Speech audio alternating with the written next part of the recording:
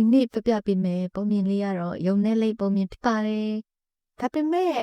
အရင်တော့ကယုံနဲ့လိပ်ပုံမြင်နဲ့မတူးနော်ဒီပုံမြင်လေးက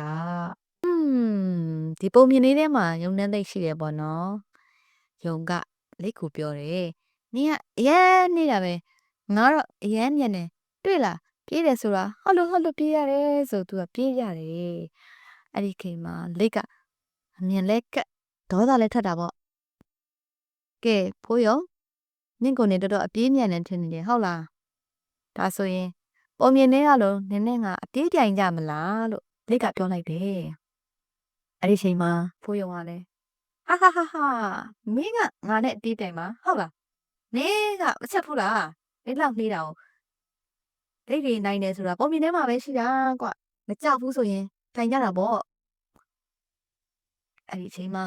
သူတို့နှစ်ယောက်ကဖင်ဘွဲကိုစတင်တော့တာပေါ့ဖင်ဘွဲဆောက်ယူဆိုတာနဲ့ယုံကခါတဲ့အသက်ကုန်ပြေးတော့တာပေါ့သူ့စိတ်ထဲမှာတွေးလိုက်တယ်ပုံမြင်ထဲမှာသူကလက်ကိုရှုံးခဲ့ပြီအခုတော့ရှုံးလို့ဖြစ်ဘူးဆိုပြီးတော့အသက်ကုန်ပြေးတာပေါ့ဒါပေမဲ့သူကလမ်းကြောင်းမပြီးတော့ရေကန်ထဲကိုတွတ်ကြသွားတယ်အဲ့ဒီချိန်မှာရောက်ကလေးကကဲတင်လိုက်တာပေါ့ဘလို့ဖြစ်တာလဲဖိုးယုံရဲ့မင်းကပုံမြင်ထဲမှာလဲရှုံးတယ်အခုလဲရေကန်ထဲကိုတွတ်ကြပြန်ပြီငါမကယ်လို့ရှိရင်မင်းကတေပါတေတော့မလို့ဘလို့လုပ်မှလဲမင်းဆက်ပြီးပြိုင်ပါလားအဲ့ဒီချိန်မှာယုံလေးကပြန်ရမှာပေါ့ငါရှုံးပြလို့ဖြစ်ဘူးပုံမြင်ထဲမှာငါရှုံးခဲ့တယ်လေခုတော့နိုင်မဖြစ်မယ်အဲ့ဒီချိန်မှာမြောက်လေးကပြောလိုက်တယ်ဒါဆိုရင်မင်းကဆက်ပြေးမှာလားနည်းနည်းနားလိုက်ပါအောင်လားဟာနားလို့မဖြစ်ဘူးငါအခုချက်ချင်းပြေးမှဖြစ်မယ်လက်ကပန်းနိုင်တာနီးနေပါလားအဲ့လိုမျိုး तू ကပြောပြီးတော့ထပ်ပြေးတာပေါ့ပြေးတဲ့အချိန်မှာ तू က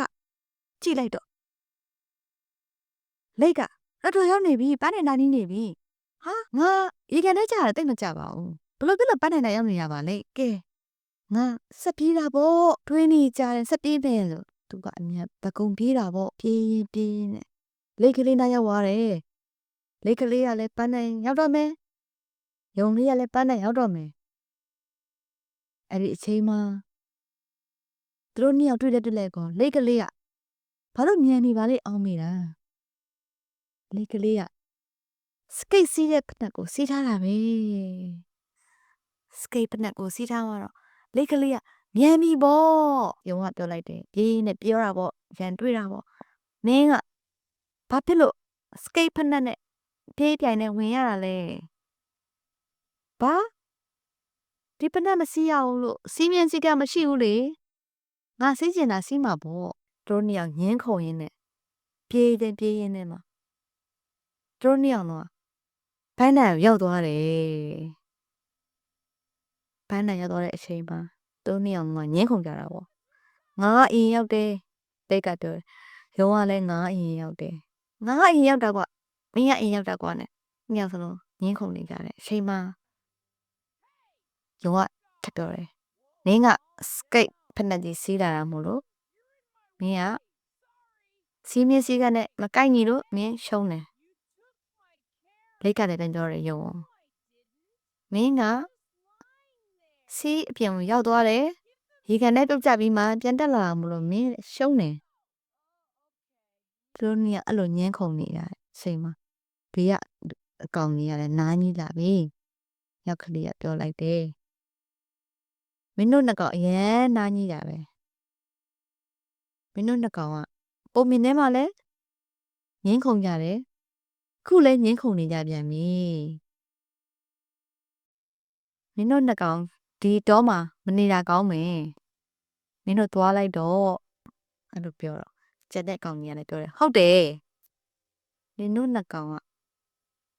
ညင်းခုန်နေရပဲအရင်တော့လည်းညင်းတယ်ခုလည်းညင်းတယ်မင်းတို့ညင်းခုန်ပြီးအပြေးပြိုင်နေမင်းတို့မှတခြားအလုပ်မရှိကြဘူးလားမင်းတို့အကောင့်ထင်နေရလားအရေးမပါတာတွေကိုပြိုင်နေတယ်နှစ်ယောက်စလုံးမှာ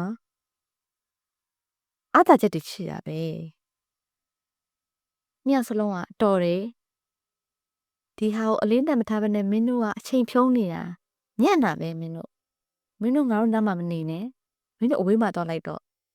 မင်းတို့ကဆွညံလုပ်နေတာငါတို့ပို့ပြီးတော့အာအောင်နောက်စေတယ် ဆိုပြီးတော့တရိတ်ဆန်တွေကသူတို့နှစ်ကောင်ကိုသူတို့ရဲ့တော်ရနှင်ထုတ်လိုက်တဲ့အခါမှာယုံရောလိတ်ကောအဲ့ဒီတော်ရမှာနေလို့မရတော့ဝမ်းနေစွာနဲ့ပဲတခြားတော်တွေကိုပြောင်းသွားရတာပေါ့ကွယ်ကလေးတို့လည်းတခြားသူတွေနဲ့ညှင်းခုန်မနေပဲနဲ့ကိုလှုပ်เสียရှိရအောင်ကိုလှုပ်ကြမယ်ဒီနေ့အလုပ်ကိုဒီနေ့ကိုဘဝနဲ့ကိုကောင်းအောင်စူးစမ်းကြမယ်နော်ပုံမြင်လေးရတော့ဒါပါပဲခွေ